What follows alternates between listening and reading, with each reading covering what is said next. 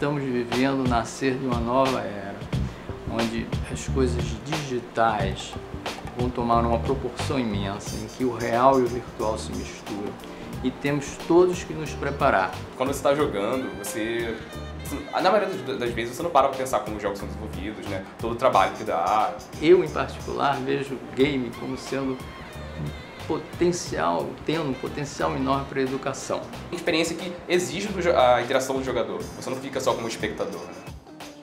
Nesse estúdio independente no centro do Rio de Janeiro, há 1 ano, desde que o estúdio abriu, aliás, todo o trabalho está sendo dedicado ao desenvolvimento de um jogo para aplicativo mobile. É um jogo basicamente de ação e aventura. Então a sua ideia é você é um samurai. A história, né, ela conta você tem um senhor feudal, né, que no Japão se chamava daimyo, né, e você é um samurai a serviço dele. Só que você está transtornado com pesadelos que você tem e que eles são premonitórios e você vê o seu senhor sendo assassinado. E quando você percebe que isso é como se fosse uma premonição, vai acontecer, você tem que fazer de tudo para poder evitar essa tragédia. Como level designer, eu pego todo o material 3D que é feito pelos artistas, né, junto com o concept, né, com o conceito que é feito pelo artista 2D, e junto tudo para poder desenvolver o cenário, as fases, né, fazendo todo o balanceamento dos desafios, né, vendo se a experiência não está muito frustrante, né. Existe um roteiro, uma narrativa, então você dá vida a esse personagem. Sim, sim. No caso, tem que tentar encaixar todos os acontecimentos da história também nessa ambientação, né, nesse cenário. E o que mudou para você, sendo gamer, um jogador, e agora um profissional, na percepção mesmo do que é um game? Assim, na percepção mesmo, que assim, envolve todo um trabalho, né, de vários artistas de diversas áreas, né, todo um trabalho histórico para você desenvolver um jogo, né, tanto em relação à ambientação quanto até da própria narrativa. E agora você joga diferente? Assim, eu tenho jogado bem menos, admito, né, mas quando eu comecei a estudar, na verdade, sobre a área de game design, eu acabei já começando a ter essa percepção, né, só que agora eu estou vivenciando. Você está jogando menos porque você está trabalhando com isso? Isso. Eu jogo mais o nosso jogo do que jogos terceiros, né? Já aqui no Núcleo de Inovação Tecnológica da PUC-Rio, alguns estudantes de design vêm criando um jogo que dá asas ao delírio de um macaco geneticamente modificado que pensa ser um astronauta. A gente achou que seria possível lançar um joguinho independente, sabe, que roda em PC, e aí a gente foi para esse lado. E a ideia do jogo do macaco, na verdade, é uma ideia que eu tive há muito tempo atrás. Assim, antes de eu entrar na faculdade, eu fiz os primeiros desenhos desse macaco.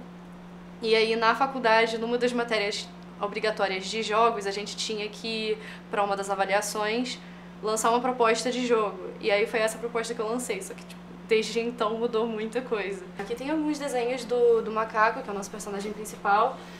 Esse daqui foi uma coisa mais bem acabada, que já foi pra dar uma noção da tridimensionalidade do personagem, porque todos os desenhos anteriores tinham sido mais nesse estilo. Esse daqui é mais pra mostrar os dois momentos do jogo, né? O momento quando ele acha que é um astronauta e o momento que ele descobre a verdade, que ele fica assustado. Aqui a gente tem um macaquinho num programa que a gente está usando pra texturizar. E aí a textura do modelo 3D é o que deixa ele colorido. Basicamente, assim, da maneira mais simples de explicar, é o que deixa ele coloridinho. E aí é legal a gente poder usar esse programa com esse monitor, que na verdade isso não é um monitor, é uma tablet gráfica. Então você tem a canetinha e você desenha direto na tela, sabe? Você tem controle das coisas da tela com essa canetinha e você pode pintar o macaco direto, assim, direto na tela, que é muito mais fácil do que você fazer com o mouse e parece mais uma coisa real, né? E aí é muito legal a gente ter essa ferramenta para poder usar e a gente tá explorando isso agora. A gente nunca tinha mexido nisso dessa maneira, então isso também é um aspecto bem divertido. O Brasil está entre os 4 maiores consumidores de games para entretenimento no mundo. Aqui no Brasil existem estúdios indie, estúdios independentes que desenvolvem jogos para aplicativos mobile e procuram colocar os seus produtos no mercado. Existem também laboratórios como esse da PUC-Rio, que desenvolvem experiências em realidade virtual como essa. Então, se existe mercado, se existe público, por que ainda faltam incentivos para a inovação? E principalmente altos tributos que impedem o desenvolvimento e a distribuição dos games no país. E mais, por que ainda faltam cursos para formar esses profissionais que querem viver dessa tecnologia?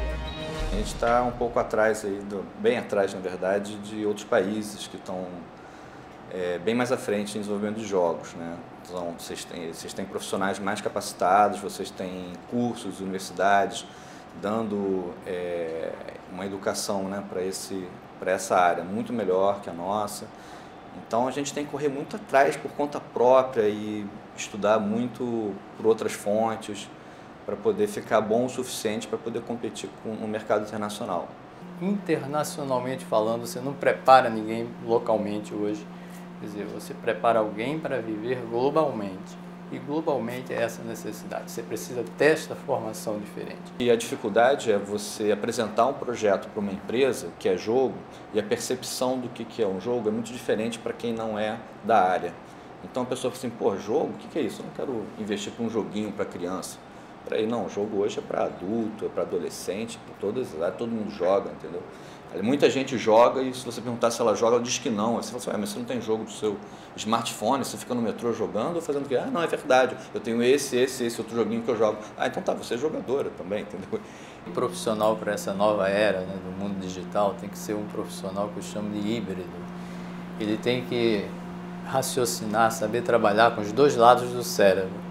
Então, ao mesmo tempo tem que ser alguém ligado em design, em composição, mas ao mesmo tempo ser uma pessoa de tecnologia. O computação gráfica envolve muita matemática, tipo análise de imagens, sim, então você poderia analisar, por exemplo, que eles fazem aqui próprio na PUC, análise de terrenos para ver se o lugar tem petróleo, é tudo relacionado, porque é tudo computação gráfica. E esse mesmo conhecimento eu posso usar para a área de entretenimento. Eu posso fazer jogos mais realistas, posso fazer jogos mais cômicos, posso trabalhar em filmes, tipo animações digitais, eu posso trabalhar numa parte mais séria de análise de imagens para reconhecer, por exemplo, áreas que podem ter petróleo. É uma coisa bem vasta, assim, sabe? Sempre me lembro uma palestra que eu dei em que eu disse, eu tenho uma boa notícia e uma má notícia. A boa notícia é que esse novo mundo digital é muito emprego, muita oportunidade para todo mundo. E a má notícia é que vocês vão ter que aprender a programar. Designers aprenderem a programar. E isso é muito estranho. Aí levanta-se um aluno muito despachado, mas professor, eu vim fazer design porque eu detesto matemática. E agora eu tenho que aprender a programar, mas esse é o perfil.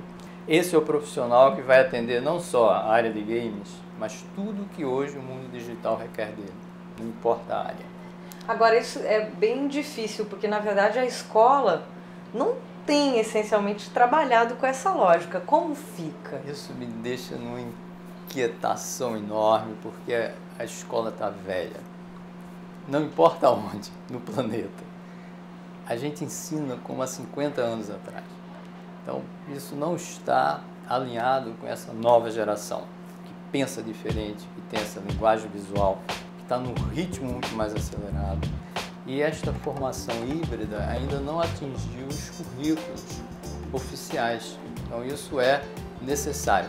É necessário uma revolução na base da educação, porque para mim todo problema é a educação, né? Para poder fazer alguma diferença. Vai ter que haver essa mudança e as universidades vão ter que entrar isso e rápido.